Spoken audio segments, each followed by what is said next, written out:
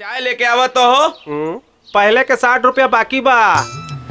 60 रुपया छाती पे लाद के लेके जाइबा का? ठीक है बाबा, ठीक है। सवेरे सवेरे उधारी याद दिलावल जरूरी रहे। अच्छा बाबा चला। मालूम बा 60 रुपया बा। एगो और चाय लाओ। इला। हाँ अभी 65 हो गई बस। सवेरे सवेरे दिमाग के दही कर देवेले। हम केकरो पैसा मार के रख ले बनी। सब के लौटा देवतानी। तनी टाइम से लौटावतानी। का हो सुनली चंदनवा पाड़े गईले? चंद्रमा पांडे निपट गईले। कैसे? कैसे? बाबा रामदेव के योगासन प्लस। अरे ना मालूम बा? ना।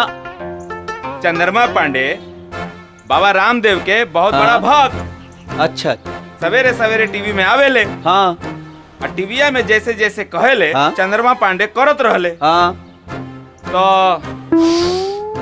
कहिले बाबा तो चंद्रमा पांडे कर दिले। बाबा कहले कि सांस खींचो। हाँ। तो चंद्रमा पांडे सांस खींच ले। हाँ। और लाइट कट गई। ओ लाइट जब काट गई नू तो चंद्रमा पांडे बाबा के आज्ञा अनुसार सांस के खींच के रह गईले और निपट गईले। अच्छा अच्छा अच्छा।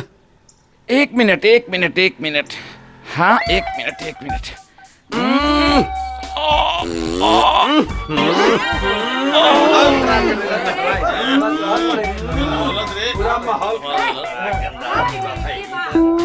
पंखा का डुलावता ये हमार रोज के खेला बा। ए हो डॉक्टर, इनके बीमारी के इलाज नहीं के का हो? जब तक ही छोड़ी है ना इनकर सकून ना आई। छोड़ू है हम हैं का कहले हरे? छोड़ू है दोबारा छोड़ी भूचाल आ जाई।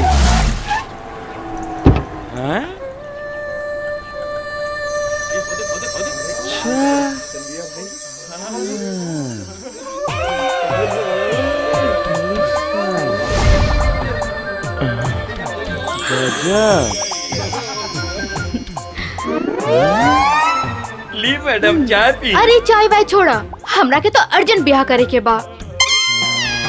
हमरा के तो दबंग गबरू भोजपुरिया मर्द से ब्याह करे के बा। केहू बा का?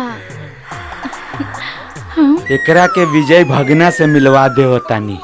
हाँ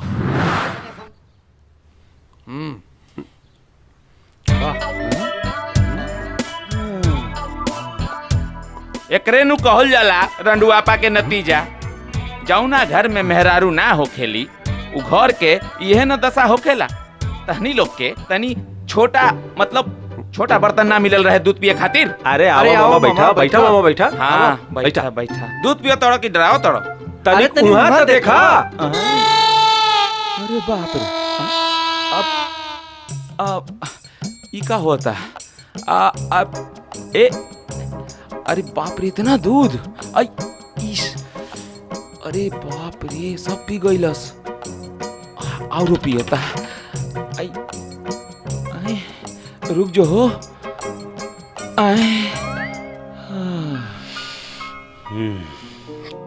का बात बा मामा? आज यहाँ के रास्ता कैसे भुला गईला?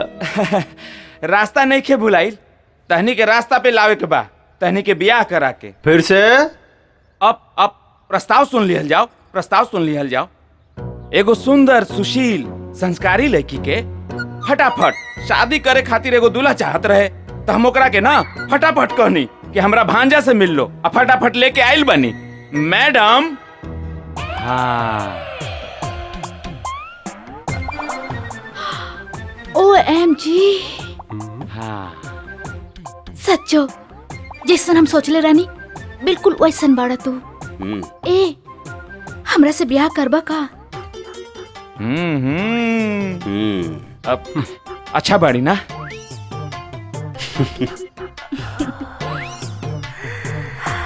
एक काम करा, थोड़ा देर बाहर इंतजार करा, बता नहीं। जल्दी बताइया।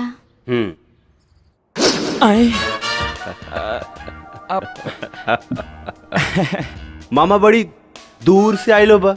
हाँ काफी दूर से। थक भी गइलो बा। बहुत थक गई नी। तो हम का कहतानी पहले भर पेट खाना खाला। ए बहुत जोर से भूख लागल बा। ओकरे बाद आगे के बात कल जाई। बियाह के हाँ हाँ ठीक बा, वो बात हो जाई। हाँ, हाँ। हाँ तब प्यारे लाल हाँ भैया तनी मामा खातिन अपने हाथ से खाना तो बना दा। बना देता नहीं। अब मामा भी खाइए। खाना ए मामा हवा पी के रहलन, खाना ना खाइलन का? ढेर भचर भचर मत कर, बहुत जोर से भूख लागल बा। अब मामा भी खाइए खाना।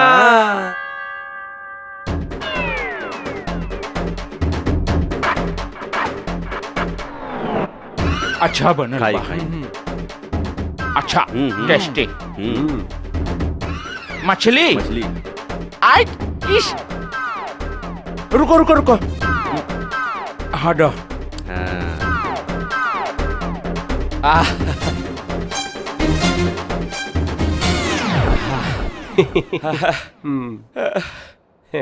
आज दीदिया जीवित होई तो कितना खुश भइल रही। ऐसन भांजा सबके नसीब में मिले। कितना सेवा कैलस, मछली बनैलस, चिकन बनैलस, दाल सब्जी रोटी सब बनैलस। तू लोग ना जल्दी से ब्याह कल। हाँ मेहरारू तहनी खातिर ई सब बना के दी हनु। ठीक बा। आज तो मजा आ गई, मतलब दम तृप्त हो गई नी। हाँ। बस एक एक चीज के कमी रह गई। का चीज के? मीठा पान हो जाइत नु तो मजा आ गई रही। अच्छा अच्छा मीठा पान खाई। दीपक तो दरवाजा बंद करता। अरे पनवा खाए खातिर दरवाजा काहे बंद करल जा? हाँ हाँ दरवाजा बंद कई के पान खियावल जाला। हाँ अरे अरे मामा हम तीनों भाई के बीच में लड़की डाल के फूट डालना चाहता रे। गलती हो गई भांजा। हाँ? गलती हो गई। सकनी अच्छा? की आत्मा अंदर आ गई होई। पहले भांजा के प्यार। अरे बाप रे! अरे भाग न तो खिला के मारी।